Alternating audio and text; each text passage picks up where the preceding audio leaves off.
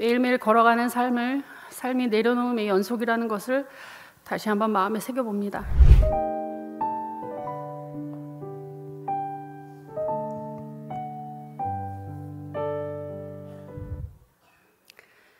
네, 이번 다니엘 기도회는 새로운 변화가 많았지만 저는 유치부 교사이기 때문에 다음 세대의 환대 이벤트가 가장 기억에 남습니다. 교사들의 수고로 부서별 다양한 이벤트가 진행되고 즐거워하는 아이들을 바라보면서 더불어 행복한 시간이었습니다. 하루하루 은혜로운 시간이었지만 가장 기억에 남는 이야기를 해보겠습니다. 12일에 삶이 곧 예배라고 고백한 김유진 전도사님은 왕따 폭력으로 힘들었던 학창시절을 보냈지만 그럼에도 선한 목자가 되어주시는 하나님께 감사하다는 이야기가 인상적이었습니다. 삶을 포기하고 싶은 순간에 누구도 나를 지킬 수 없지만 하나님께서 나를 도우신다. 어떤 상황에서도 하나님은 나를 포기하지 않으신다는 말씀을 떠올리며 꾸역꾸역 견디고 버텨냈다는 말에 박수로 위로했습니다. 그리고 제가 어릴 때 부모님께 받았던 상처가 생각나서 마음이 아팠습니다.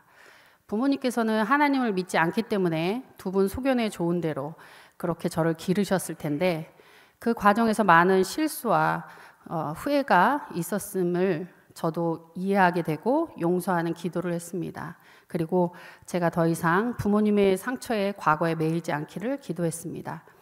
또 저도 새 자녀를 하나님 말씀으로 키우려는 마음과 더불어 세상 기준을 얘기하면서 아이들에게 혼란을 주고 독한 말로 마음에 상처 줬던 것이 생각나서 회개했습니다.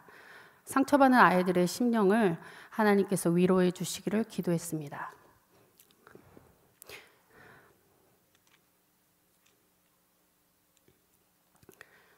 저는 여전히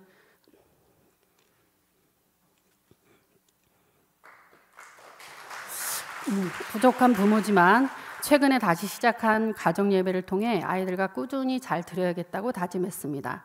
삶이 곧 예배라는 말이 저희 가정의 우선순위가 되기를 간절히 소망해 봅니다. 기록은 기억을 지배한다면서 중요한 성경 말씀을 메모하라는 전한길 강사님의 말씀에 메모가 습관화되면 성경적인 지식이나 믿음도 업그레이드가 된다고 말했습니다. 메모는 지식을 자신의 것으로 만드는 과정이라고 했습니다. 그 말에 막내가 저의 가이드북을 쭉 넘겨보더니 하루하루 빠짐없는 기록에 놀란 표정을 지었습니다. 그리고 평소 제가 학교 다녀오면 그날 학교에서 배운 내용을 쭉 적어보려고 했던 얘기가 이거구나 싶다는 듯 저를 보며 고개를 끄덕였습니다.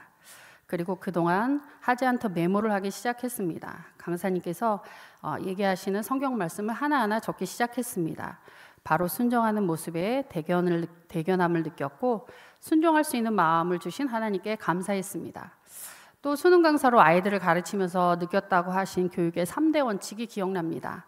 난 널 사랑한다. 난 널 믿는다.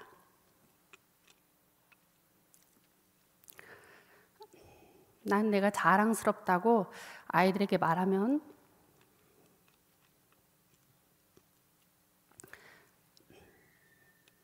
어긋나지 않고 올바르게 키울 수 있다고 말했습니다. 하지만 저는 부모로서 아이들에게 세 가지의 말을 해주는데 너무도 인색했다는 생각이 들었습니다.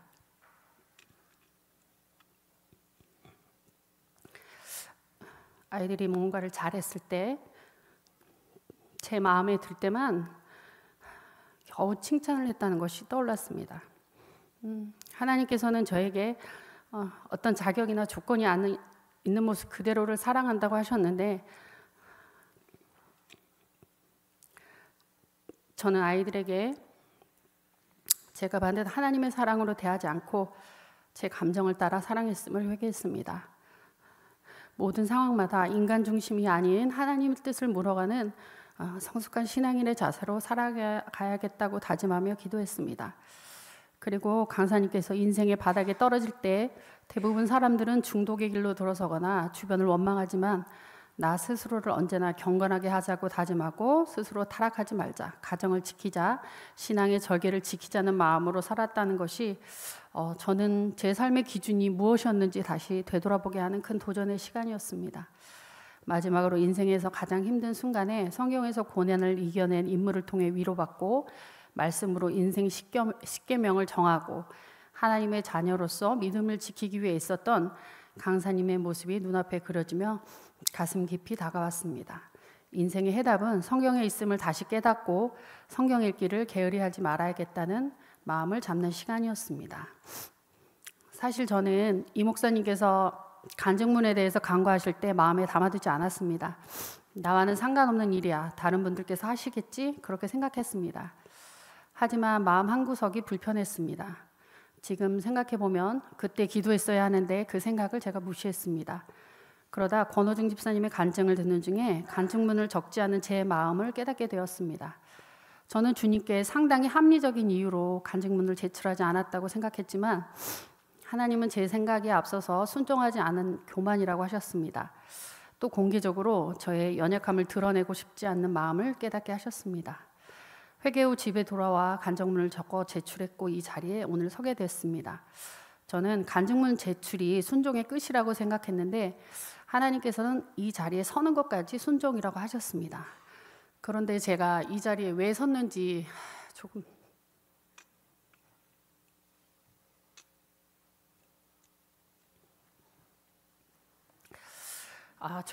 전에 모니터 화면을 보고 알았습니다.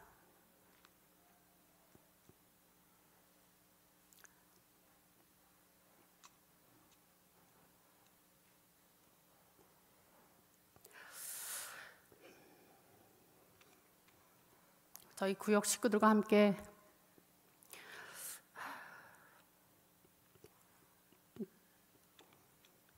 내일 밤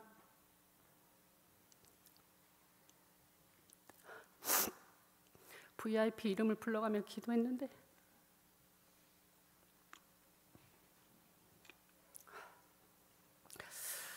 제 남편이 지금 제 아이들과 같이 와서 앉아있는 모습을 보고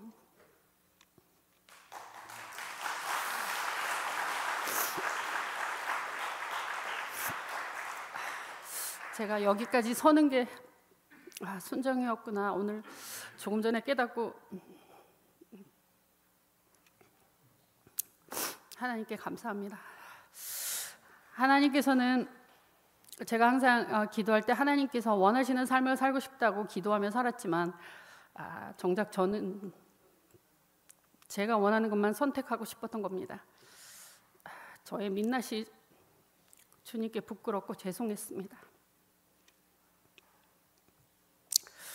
하지만 오늘 저는 다시 주님 은혜로 일어나서 제 생각을 내려놓고 주님께 저를 맡기는 새로운 한 걸음을 내딛습니다.